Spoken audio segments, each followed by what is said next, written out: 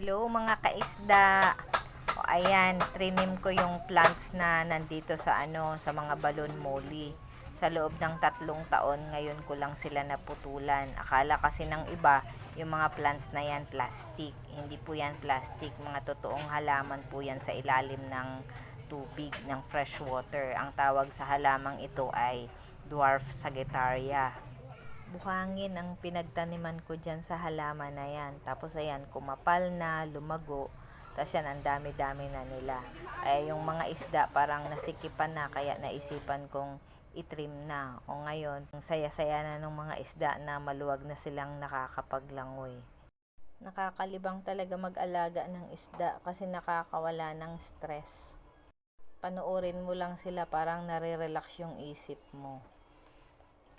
Ayan, yan yung libangan ko araw-araw. Pagkatapos ko mag-content, mag-Facebook, pupunta ako sa mga isda, sa aking mga gumamela, sa mga ibon, tas mga pusa. Yan, dito na talaga akong nahilig. Dito na ako masaya. Salamat po. Bye-bye.